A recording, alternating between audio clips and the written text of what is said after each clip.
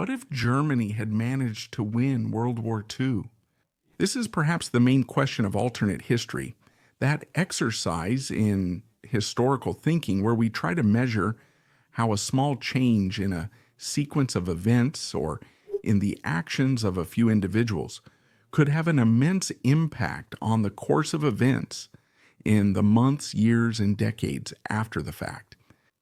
So now let's see how that could have happened. I'm Julio Cesar, a professor and military history researcher at Sala de Guerra.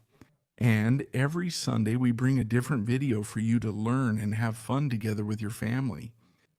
Well, this video, as you might have guessed, is a speculative video. A completely imaginative video that will be based on small changes in decisions along the main timeline as we know it.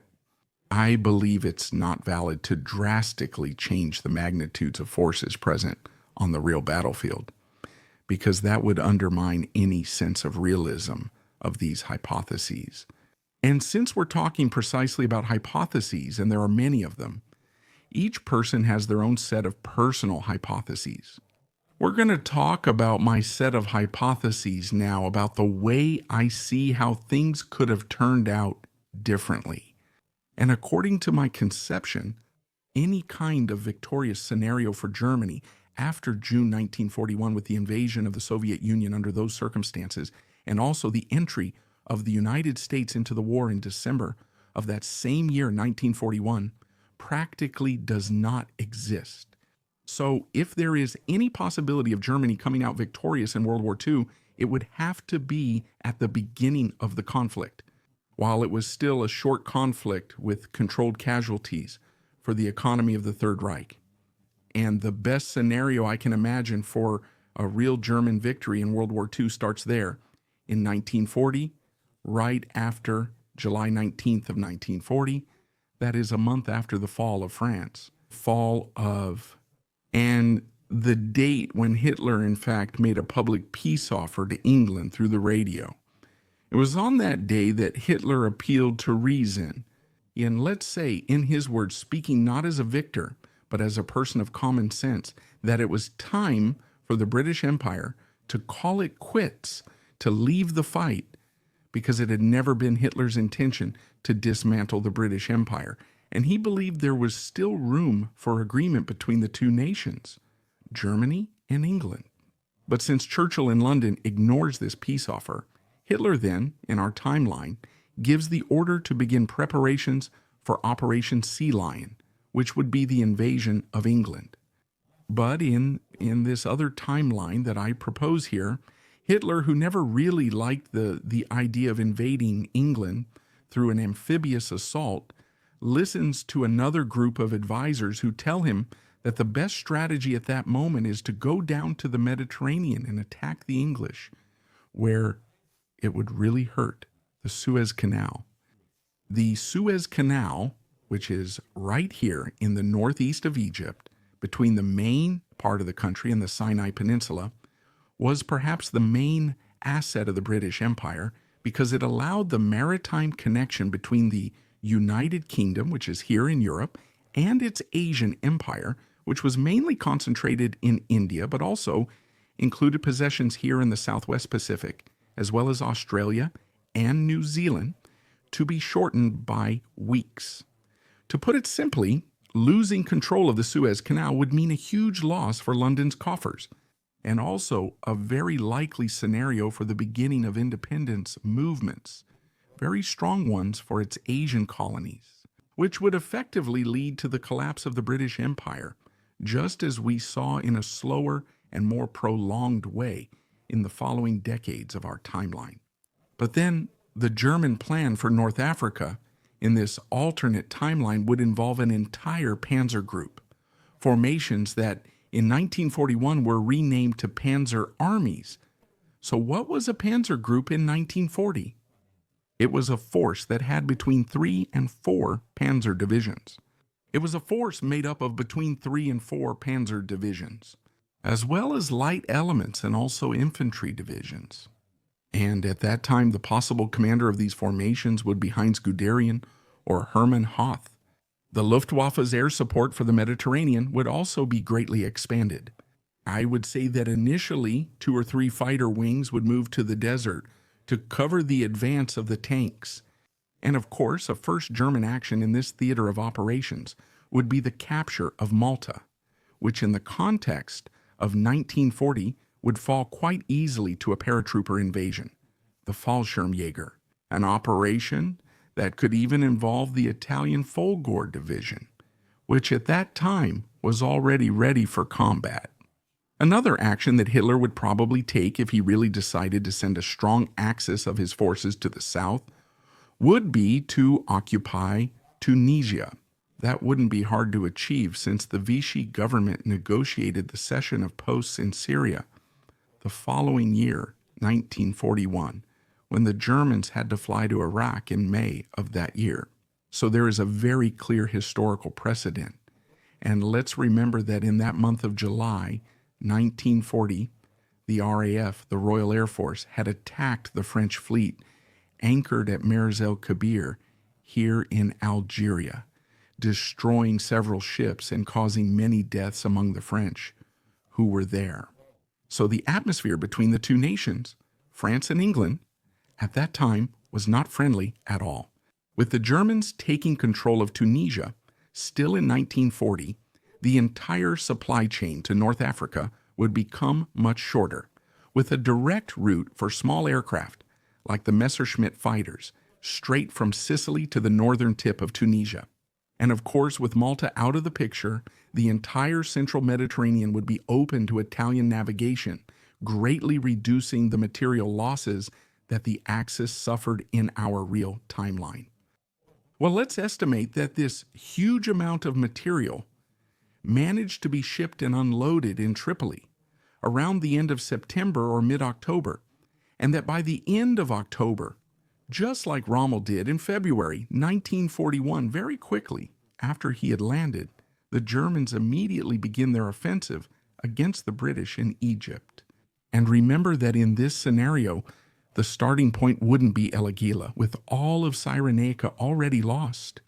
The real starting point would be the Halfaya Pass on the border between Libya and Egypt. So you imagine that with a much shorter distance, 4 panzer divisions would really be able to reach Alexandria, the mouth of the Nile River, and also capture the port. And quite realistically, also capture the Suez Canal with little effort. It's very easy to conclude this because the British Army had been completely stripped after its escape from Dunkirk in the summer of 1940, and British industries at that time were still scrambling to replace equipment for their own army, which means that all the posts in Alimar were really weakened during this period. And even with the reinforcement of 50 Matilda tanks that Churchill sent to Egypt in October and November of 1940, we can imagine that the German 88mm anti-tank guns already operating in North Africa during this same period would make these 50 tanks simply have no real effectiveness, unlike what actually happened against the Italian army in our timeline. And taking as a comparison the loss of the port of Tobruk in Libya in 1942, which led to a vote of no confidence against Churchill in the British Parliament, and Suez falling at the very end of 1940 or the beginning of 1941, let's say January or February, the conciliatory faction of the British Parliament, led by Lord Halifax, would probably be able to move and approve a motion of no confidence against Churchill's cabinet, causing him to be dismissed from office and replaced by another conciliatory prime minister. This conciliatory prime minister would then seek to make peace with Germany, but with Germany in a position of strength, Hitler would certainly demand very significant concessions for peace to be sealed. And we're talking about the following scenario. With the capture of the Nile Delta and also the Suez Canal, the supply stocks of this panzer army in Africa would be completely renewed, and a continuation of the offensive into the Middle East is quite possible. At this point, it's worth mentioning that a German approach to Palestine would really mean a grim fate for the Jewish settlers living in that area. At the same time, This German success in the Middle East would also definitely draw Turkey into its sphere of influence, making Ankara finally sign the tripartite pact. Next, we would also see a successful uprising in Iraq, bringing this country into the German sphere of influence as well, and putting all its oil fields at the disposal of the Third Reich. As a little-known detail in our timeline, the uprising in Iraq happened in April 1941 and had the same premise. If the success of the revolution had been consolidated in the country, the Iraqi oil wells would indeed have started serving the Third Reich. Not to mention that all this increase in German prestige here in the Middle East would probably also attract Persia, which is now Iran, into the German sphere of influence. I wouldn't say Iran would directly sign the tripartite pact, but yes, the Iranian government would lean much more strongly toward the German side than in our timeline. And that's a very big danger for Great Britain, because at that time Iran shared a direct border with what was then the British Raj, British colonial India. So this whole sequence of events would certainly put a lot of pressure on the cabinet in London, because the economic threats, the banks, and the major British investors would be immense. So peace could very well have been sealed right at that moment. Here, on the other side of the Mediterranean, it's quite possible that Spain would take advantage of the chaos to take back Gibraltar from British control, which would make London declare war on Spain, since Spain was not a member of the Tripartite Pact. But Hitler, in his position of dominance at that time, would certainly mediate between the two countries so that England would not be harmed and some kind of territorial concession would be made to it in exchange for Gibraltar. Now, going over to the Pacific, I imagine that with England out of the war and without support from the Royal Navy, the Dutch possessions in the Pacific Ocean would really be left unprotected. That is, the great colony of the Dutch East Indies, which today is Indonesia. Particularly, the islands of Java and Sumatra are very rich in oil, and with American pressure canceling oil sales to Japan, it would have been very simple for the Japanese to simply launch a small offensive to take these two islands, or actually all of them, from the weak Dutch military contingent here in the east. The Japanese then would be able to seize the oil sources they wanted at a much lower cost than what they actually did in our timeline. And it's quite possible that after that, with the Japanese occupation of French Indochina, this whole region here, and also because of their alliance with Thailand, as happened in our timeline, the British would find themselves completely defenseless against a possible Japanese invasion of Malaysia, a country that had large sources of rubber production, also essential for the Japanese.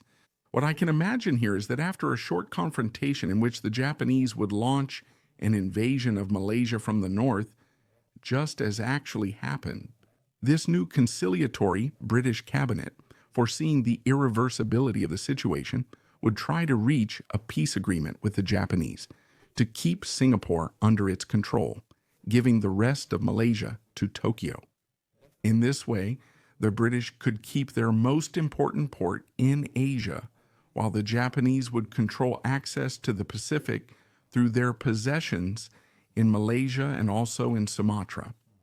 But in my view, the biggest impact of a peace at the very beginning of 1941, in January or February of that year, would be the absence of the Lend-Lease program. That's because Lend-Lease was signed in March 1941 in our timeline to continuously supply England with war material. This same agreement was expanded to China and France a few months later, and finally to the Soviet Union in October 1941. But without a war to be supplied, this program clearly wouldn't be created. And again, this would fuel isolationism in the United States. That's because in our timeline in 1940, Franklin Roosevelt had managed an impressive third consecutive nomination from the Democratic Party to run for president and had won the election again that year, precisely because the new context of the war brought a completely unpredictable scenario for the United States. And to keep things from going off track, everyone agreed, thinking that only Roosevelt could lead the country during wartime. And a lot of people start wondering that if there is no longer a war in Europe, what would be the point of having Roosevelt in the White House? So the political opposition to him, both from the Republican Party and within the Democratic Party, really starts to gain strength. But of course, without war in Europe, with Germany capturing or influencing the vast majority, or perhaps all of the other European powers that had colonies in the Americas, the Roosevelt administration decidedly makes an effort to implement the hemispheric defense strategy and begins to see the entire American continent as its unquestionable sphere of influence. Now, with his Western Front pacified, Hitler would once again turn against the Soviet Union.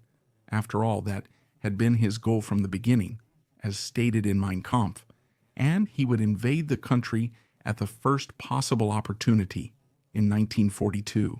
But this time, with Turkey on his side, Hitler manages to open an even larger battlefront, counting on the entire large Turkish army, also under the command of German military commanders, attacking the Soviet Union also from the south, now directly in the Caucasus, which would put much more stress on the Red Army forces in the first months of the invasion and would place highly oil-rich regions like Baku under German control as early as the summer of 1942. Remember that this time there would be no British Empire to signal an alliance with the Soviet Union in the early days of the German invasion. Moscow would find itself alone, completely alone, against the invasion of all the signatory countries of the Tripartite Pact, and this time also with a battlefront directly open in the Caucasus. So it's quite possible we can imagine a new fall of Ukraine happening very quickly, still in the summer of 1942 as well, this time denying the Soviets both sources of oil and also food. But just like the scorched earth tactics that were used in our timeline delayed the German advance to Moscow, I believe it's quite possible that Moscow would have held out at the end of 1942, only being captured in the New Spring Offensive of 1943. And we can imagine that the loss of the Caucasus and Ukraine, as well as the isolation of the Soviet Union, would favor a Japanese action in the east against the Soviet Union itself. So it's quite possible that the Japanese would capture Vladivostok, the main Soviet port in the Pacific, and also the entire Sakhalin Island at a very low cost, which would effectively seal off the Soviet Union from the Pacific. In that scenario, without Lend-Lease approved for England, it's very unlikely that the same program would be approved in the United States to support the Soviet Union, whose communist government raises a lot of hostility in Washington, and that would also turn out to be a very unpopular cause within the country. So without access to the Pacific, without access through Iran, and also without England's cooperation to operate the Arctic route, the Soviet Union, I believe, would be doomed to defeat. It's not that the Germans would occupy the entire territory, but it's quite possible that in this situation of isolation and powerlessness, a palace coup would eliminate Joseph Stalin in 1943, and his successor, I believe most likely Georgy Zhukov, would sign a peace agreement with the Germans, moving the Soviet Union's border back beyond the Volga River. With the situation in Europe already settled by 1943 besides hemispheric defense, Roosevelt would implement another strategy called the Pacific Belt, which was precisely the naval reinforcement of the Pacific areas to preserve the chain of islands that starts in Hawaii, passes through Wake, and reaches the Philippines, which is the major American colony in Asia. The Japanese, already in possession of Malaysia, and also the Dutch East Indies, would not see such an urgent need to invade the Philippines, and therefore an attack against the American fleet anchored at Pearl Harbor in Hawaii would not necessarily have to happen. Without a direct casus belli for the war, Roosevelt's entire foreign policy begins to be criticized, and he does not secure his fourth consecutive nomination for the 1944 presidential election. These signs start to become clear to him by the end of 1943, and with his health already deteriorating, he finds himself without a political future. Roosevelt would then resign from the presidency at the beginning of 1944. With the situation in Europe now fully under his control, Hitler begins to implement his post-war plan to normalize the situation on the continent once again, and on July 14, 1944, Bastille Day, he would choose this important date for the French people to officially announce the military withdrawal from the country. In 1945, then, the Japanese-Dutch Treaty would be signed, which, to seal peace once and for all with the Netherlands, would then lead to the partition of the Dutch East Indies. Japan would keep possession of the islands of Sumatra and Java, and the Netherlands would keep the rest of the archipelago. All these peace agreements, by the way, would be supervised by the Ministry of Foreign Affairs in Berlin by Joachim von Ribbentrop, with the purpose of balancing the gains between the Eastern Axis partners and also the European countries neighboring Germany. In 1945, then, we could see a military withdrawal from Belgium, the Netherlands, Denmark, Norway, all of Western Europe. The German army would finally retreat back to the Third Reich. And in that climate, in the 1945 elections, Oswald Mosley, president of the British Union of Fascists, could be elected to the position of Prime Minister of the United Kingdom.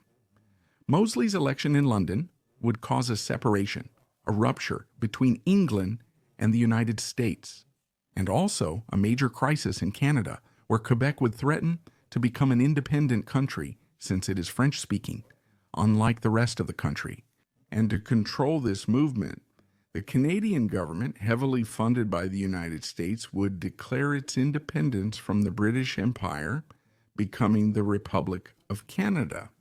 In this context, at the very end of 1945, France would sign the Tripartite Pact, becoming a formal ally of the Third Reich, with this action aimed at preserving its colonial empire, which it saw at that moment as being threatened by both Italy and Japan. Here in North America, then, as a way to balance the strength of the Tripartite Pact, the North American Defense Alliance is formalized, which in practice grants full access to the North American armed forces throughout the entire territory of Canada, definitively expanding North American military reach, not only here on the continent, but also in Greenland.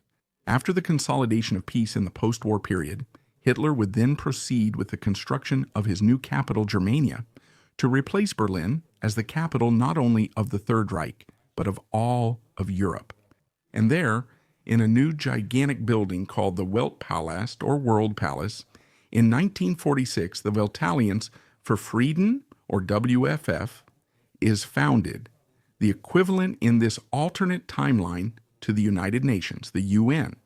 In terms of technology, Germany would truly become the great world power in 1946, breaking the sound barrier and becoming the first country to do so. And already in 1948, Wernher von Braun's rocket team would test for the first time the first intercontinental ballistic missile in history. Since in this timeline, the Germans hold practically a monopoly on rocket science knowledge. And now it's worth discussing the issue of atomic bombs, since in an alternate timeline, without the start of the war in December 1941, the nascent Manhattan Project, which didn't even have that name yet, wouldn't have received the substantial funding it got for building the atomic bomb, meaning we wouldn't have had the explosion of the first atomic bomb in 1945. And what few people know is that the basic mathematics of the atomic bomb was actually developed in Great Britain, and that this British research was then shared with the Americans to get the Manhattan Project up and running. In fact, in 1944, the Manhattan Project hit a deadlock, a phase where there was no way out which was only resolved thanks to the involvement of the British Tube Alloys Project, which was the equivalent of the nuclear bomb project in England. And these British scientists went to the United States to reinforce the Los Alamos team, which finally managed to get the atomic bomb working. In this timeline of ours, then, after Oswald Mosley became prime minister in 1945, he would share this secret data from the British scientists with the Germans. And just as in our timeline there was Soviet espionage in Los Alamos, the Germans would become aware of the real possibility of building atomic bombs. And in 1949, even with a scientific team depleted of Jewish scientists, they would manage to detonate their first atomic bomb. Again, with the near monopoly on rocket science, in 1951, the Germans would then prepare to put the first man in space. But in a curious turn of events, this first man would actually be a first woman. It would be Flugkapitän Hannah Reitsch herself, the most outstanding test pilot in Germany at the time, who would be the first person to fly into space. Since she had both the technical qualifications to carry out this flight, she had a mind of her own because she was simply fascinated with aviation and everything related to pioneering in the space field. And she was also a childhood friend of Wernher von Braun, the guy who designs the rockets. So, in my calculations, it's quite possible that the first person to fly in space would be Hannah Reitsch, whose biography you can check out in our video here. In 1953, Germania, Hitler's new capital, would be completed and inaugurated in a spectacular event broadcast on television to the entire world, and also celebrated in space, with the first docking of 2 German spacecraft in Earth's orbit. In the United States, of course, science is not far behind. It chases the Germans, even if it's a few months or years late. And in terms of naval power, in 1953, the United States also managed to build the largest navy in the world, even larger than the British, German, and Japanese navies combined. So the global naval strike power of the United States rivals the intercontinental ballistic missile strength of Germany, effectively building a Cold War scenario. In the absence of a European market to build, strengthen, and use as a consumer market for its goods, the United States turns its attention to South America with a program called Brand New World, in which vast investments are made in South American countries to increase the efficiency of their economies, their transportation network, and to create throughout the Americas the commercial empire that Washington desires. This distancing between the United States and England results in the Newfoundland crisis, a province that at that time had not yet actually joined Canada and was directly controlled by London. Through the Newfoundland crisis, the differences between the United States and the United Kingdom deepened significantly, leading London in 1953 to join the Tripartite Pact, further increasing tensions in this Cold War. In 1955, we would then have the beginning of operations of the first supersonic transport, an equivalent of the Concorde in our timeline, Anglo-German, a product of the aeronautical engineering of these two great countries, which provides a very fast connection between European cities and the colonies in Africa and also in Asia. A clear exception to the operations of these supersonic planes is the North American continent, which would be on the other side of an imaginary wall within the North American sphere of influence. The following year, however, in 1956, these supersonic planes would indeed begin flying to America, connecting Europe to St. John, the capital of Newfoundland, as well as the British possessions in the Caribbean, which would further intensify the tensions between the two major blocs. In 1963, Adolf Hitler would die at the age of 74 without leaving a direct heir, probably causing an internal struggle for power within the Third Reich, just as it happened in our timeline in the Soviet Union, after Stalin's death in 1953. This year, 2025, is the best time to do this, because we're marking 80 years since the end of World War II. And Sala de Guerra has prepared 3 unmissable expeditions for you that you can't miss out on. In April, we're heading to Italy to retrace the path of the Brazilian Expeditionary Force and learn everything about Brazil's participation in World War II. In June, we're going back to Normandy in France, where I'll show you the beaches, the memorials, the cemeteries, the sacred sites, and everything you need to understand how the liberation campaign of Europe happened. And finally, in October, we're going to the United States to see the largest collection of military aircraft in the world. We'll get exclusive access to the site of the first atomic bomb explosion and also fly in a B-29 bomber. It's a must-see, isn't it? Do you agree with the points I raised in this video? How do you think world history would continue from the point where I stopped? Let us know in the comments. If you like this video, then share it with your friends.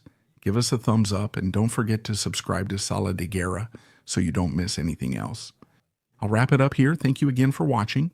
And here's a big hug from Sala de Guerra.